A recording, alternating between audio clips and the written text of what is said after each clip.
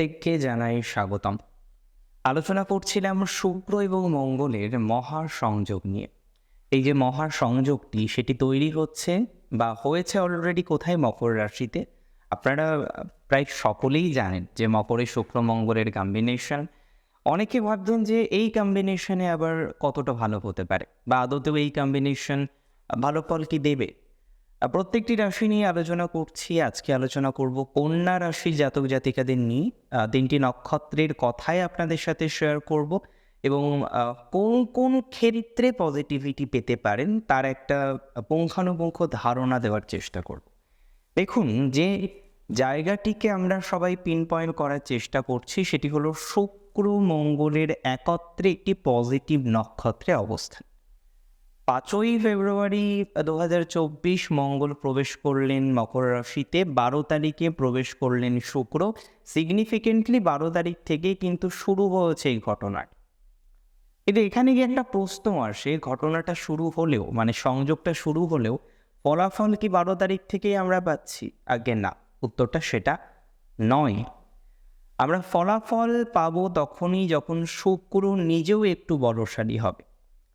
আর practically জন্মছক analysis করার সময় দেখা যায় শুক্র রবির নক্ষত্রে বসে থাকুক আর রবির রাশিতে বসে থাকুক কিংবা রবি যুক্ত হয়ে বসে থাকুক, খুব ভালো ফল সাধারণত সেকেন্ডারি সিগনিফিকেশন হিসেবে দেয় না। তাহলে উত্তরাষাঢ় নক্ষত্রে যতক্ষণ শুক্র অবস্থান করবে ১৯ তারিখ পর্যন্ত আমরা কিন্তু এই শুক্র মঙ্গলের একটা পূর্ণাঙ্গ ভাইবস পাবো না। তাহলে ১৯ তারিখের পর কোন নক্ষত্রে প্রবেশ করবে? দুটি প্ল্যানেটই অবস্থান করবে, সেটি হলো শ্রবণা নক্ষত্র। আর যে নক্ষত্রের দেবতা হলেন বিষ্ণু, সেই কারণেই আমি বলেছি বিষ্ণুর নক্ষত্রে শুক্র মঙ্গলের যোগ। পজিটিভ নেগেটিভ দুটো বিষয়ই জানবো। সবার আগে চলুন কন্যা রাশির পজিটিভ দিকগুলো দেখে নেওয়ার চেষ্টা করি। যেহেতু এই কম্বিনেশনে আপনাদের দ্বিতীয়পতি এবং নবমপতি উভয়ই অধিপতি গ্রহে অবস্থান করবে এবং রাশি সাপেক্ষে পঞ্চম ভাবে তৈরি হবে। প্রথমেই আমি বলবো যারা ক্রিয়েটিভ পার্সোনালিটি রয়েছেন এবং কন্যার মধ্যে হস্তার বিশেষ করে বা চিত্রার মধ্যে আমরা প্রচুর পরিমাণে ক্রিয়েটিভ পার্সোনালিটিদের দেখতে পাই।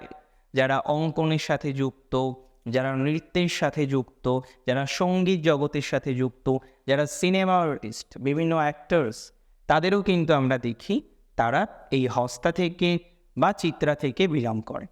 আবার অনেক সাকসেসফুল ডক্টর আছেন, মেডিসিনের ডক্টর শুধু নয়, অনেক সাকসেসফুল সার্জন আমরা কিন্তু দেখি যাদের রাশি হলো কন্যা। তো এই সমস্ত ব্যক্তিবর্গের ক্ষেত্রে যারা সেলফ প্রফেশন করেন, ক্রিয়েটিভ ম্যাটারের সাথে কানেক্টেড, তাদের ক্ষেত্রে কিন্তু ধনাত্মকতার বহিঃপ্রকাশ হবে, ধনাত্মকতা বৃদ্ধিপ্রাপ্ত হবে এবং সিগনিফিকেন্টলি এটি একটি শুভ সমন্বয় যদি আপনার রাশিটি হয়ে থাকে কন্যা। তাহলে কন্যার এই সংযোগটি শুভ।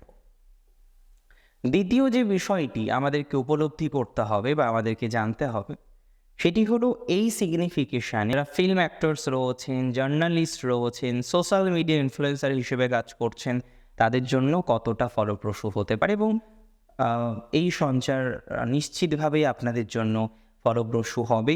নিশ্চিতভাবেই আপনাদের যে ক্রিয়েশন রয়েছে, যে জায়গাটা আপনাদের রয়েছে সেটা পজিটিভ দিকে যাবে। অনেকেই একটা কঠিন পরিস্থিতির মধ্যে দিয়ে জাস্ট কিছুদিন আগে বেরোলেন। কারোর হয়তো কোনো গুরুজন গত হয়েছিলেন, কারোর হয়তো কোনো মনিটারি এতটা হিউজ প্রবলেম জীবনচক্রে এসেছিল, আপনি নিজেও খুব কনফিউজড ছিলেন কিভাবে সেই জায়গাটি থেকে বেরোতে পারেন। তবে আমি মনে করি এই ধরনের সমস্যাগুলো যাদের আছে, আমি মনে করি এই ধরনের সমস্যাগুলো নিয়ে যাদেরকে এগোতে হচ্ছে, তাদের অনেকেরই কিন্তু পজিটিভ ভাইব্রেশন আসবে।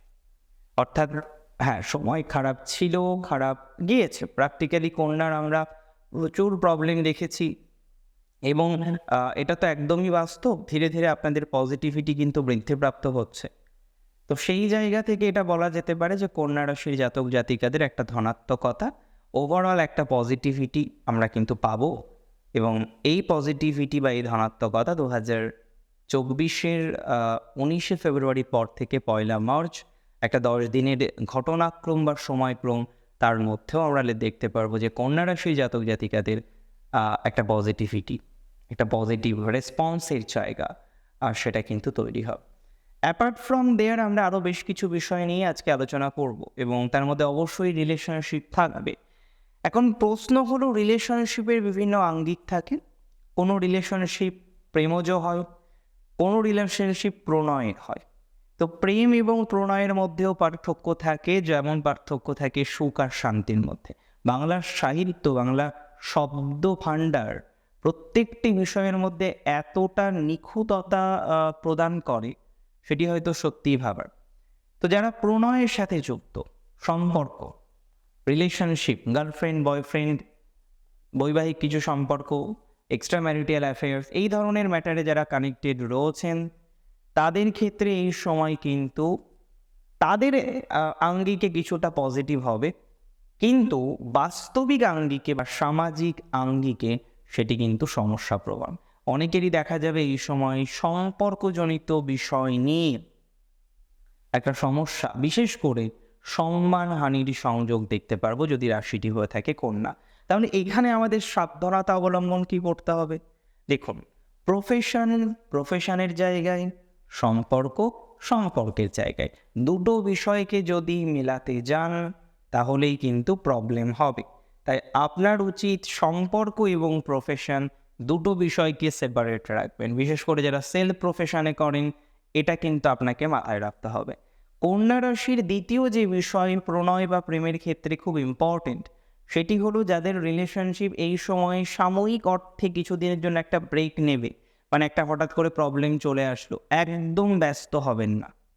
ব্যস্ত হয়ে ব্লক করলেন, ব্যস্ত হয়ে দুটো খারাপ কথা বললেন, একদম করার দরকার নেই। আমি মনে করি এই সমস্যা যদি সার্টেন আসে, সমাধানটাও কিন্তু সার্টেন হবে। তার মানে অতিরিক্ত ব্যস্ত হওয়া, কোনো প্রয়োজনীয়তা বা প্রাসঙ্গিকতা কোনোটাই দেখছি না। কন্যা রাশির আমরা কিন্তু লাভ ম্যারেজের ক্ষেত্রে যদিও একটু ধনাত্মকতা দেখতে পারবো, আবার আমরা কিন্তু ধনাত্মকতা এটাও দেখব যে আপনাদের স্পিরিচুয়ালিটি, অনেকে স্পিরিচুয়াল পার্সন আছেন কন্যার মধ্যে, বিশেষ করে উত্তর ফাল্গুনিতে আমি দেখেছি, হস্তাতেও দেখা যায়, এবং অকাল্ট বিষয় নিয়েও পড়াশোনা করেন, তাদের কিন্তু দক্ষতার বিন্যাস হয়। যারা যুক্ত রয়েছেন বিজনেসে, মূলত কসমেটিক্স, মেডিসিন, পেট্রোকেমিক্যাল, যে কোনো ধরনের মেডিকেল মেশিনারি হতে পারে, যে কোনো সরঞ্জাম হতে পারে মেডিকেল রিলেটেড, ভালো ফল কিন্তু এক্সপেক্ট করা যায়। যারা যুক্ত রয়েছেন বিভিন্ন ধরনের লেখালেখির কাছে, মানে আপনি কন্টেন্ট ক্রিয়েটর আর কন্টেন্ট রাইটার, সেটা মডার্ন মাধ্যমে হতে পারে, সেটা অ্যাকচুয়াল মাধ্যমে হতে পারে। তো উভয় ক্ষেত্রেই কিন্তু লক্ষ্য করা যায় দক্ষতার বিকাশ এবং সুযোগ সুবিধা এগুলো বাড়বে।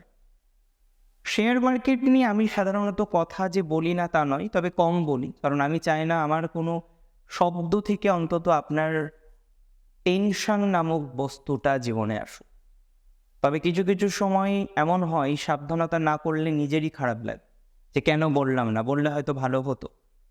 তো এখানে আমি এটুকু বলবো, আপনাদের এই 10টা দিন শেয়ার মার্কেট করার ক্ষেত্রে বেশ সচেতনতা রাখতে হবে।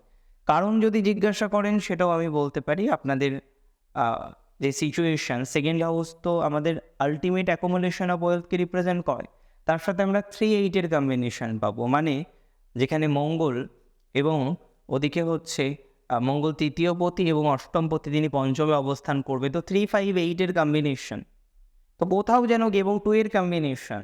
8 হাউস এমন একটা হাউস, অল চেঞ্জ, সমস্ত পরিবর্তনের ক্ষেত্রে 8 হাউসের ভাইব্রেশন অনেক গুরুত্বপূর্ণ। সো আমি সিগনিফিকেন্টলি মনে করি এই ধরনের পরিবর্তনের ক্ষেত্রে নিশ্চিতভাবেই ভালো ফলাফল এক্সপেক্ট করা যায় বা ভালো ফলাফল আসতে পারে। এর পরের একটা বিষয় রয়েছে, যে বিষয়টি নিয়ে আমরা আরও আলোচনা বা আরও চর্চা করতে পারি, সেটি হলো কতটা এনহ্যান্সিং সিচুয়েশনের জায়গা আমরা দেখব তৈরি হচ্ছে যদি আপনি যুক্ত থাকেন যে কোনো ধরনের কাউন্সিলিং কনসালটেশনের সাথে। না, পজিটিভ বলতে আমি বললাম পার্সোনাল রিলেশনশিপ অ্যান্ড প্রফেশনাল রিলেশনশিপটাকে আলাদা রাখবেন, আদারওয়াইজ ঠিক আছে কন্ডিশন, নেগেটিভ দিকে যাবে না। যাদের সাডেন কোনো বাধা এসছে, বিশেষ করে বিদেশে যাওয়ার ক্ষেত্রে, তাদের বাধা কিন্তু কিছুটা কাটবে। বিদেশে যাওয়া বা দূরে যাওয়ার ক্ষেত্রে যারা হঠাৎ বাধার সম্মুখীন হয়েছেন, কিছুটা পজিটিভ দিকে যাওয়া যাবে। মনিটারি ম্যাটার নিয়ে যারা স্টাক হয়ে রয়েছেন এবং কনফিউজড, কেন কনফিউজড? বিকজ আপনি বারংবার একই প্রবলেম ফেস করছেন। প্রবলেমটা কি? সেটা হলো আপনি আর্নিং করছেন, সেই আর্নিংটা স্টাক হয়ে যাচ্ছে। আপনি যতটা আয় করছেন ব্যয়টা অনেক বেশি হচ্ছে। আপনি একটা পরিকল্পনা করেছেন যে আমি এই মাসে এইভাবে অর্থটাকে লগ্নি করব, এই মাসে এইভাবে আমি আর্থিক জায়গাটাকে নিয়ন্ত্রণ করব, but end of the day গিয়ে আপনি কি দেখছেন যে আপনি আর্থিক জায়গাটাকে নিয়ন্ত্রণ করতে পারছেন না। আপনি যদি জিজ্ঞাসা করেন এটা কি আপনার একটা ব্যর্থতা? না, ডেফিনেটলি এই ধরনের কোনো রকম প্রভাব বা কোনো রকম বাক্য আমি ব্যবহার করব না। তবে এটুকু আপনাকে বলতে পারি, এটি ব্যর্থতা নয় কোনোভাবেই। আপনার কিছুটা পরিস্থিতি ভালোর দিকে যাবে। তবে কন্যার এটা আপনারা জানেন যে বিগত সঞ্চার রাহু কেতু আমাদের ভালো দিক দেখিয়েছে, সাডেন অনেক প্রবলেম থেকে আস্তে আস্তে বের করে নিয়ে আসছে, কিন্তু মানসিক টেনশন প্রচুর পরিমাণে দিচ্ছে। আর প্র্যাকটিক্যালি কন্যা রাশি জাতক জাতিকাদের বর্তমান টাইমে সব থেকে বড় সমস্যা মানসিক চাপ, মায়ের ক্ষেত্রে চাপ।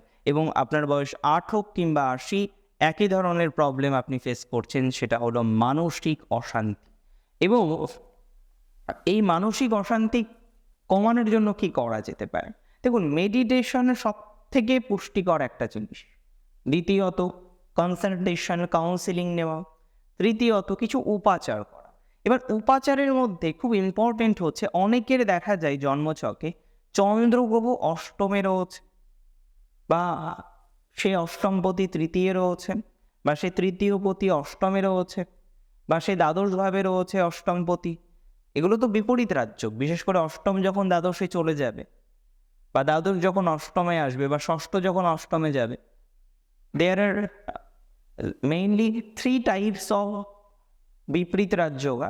তো এখানে কোনো একটা বিপরীত রাজযোগাই তৈরি হোক না কেন, চন্দ্রের জন্য প্রতিকার করাটা কিন্তু সমস্যাকারক হতে পারে। আমাদের একটা কমন ট্রেন্ডস আছে অনেকের, যে মাথা ঠান্ডা হচ্ছে না, মেন্টাল টেনশন বেশি হচ্ছে, চন্দ্রের একটা রেমেডি পড়ে বসে থাকলাম।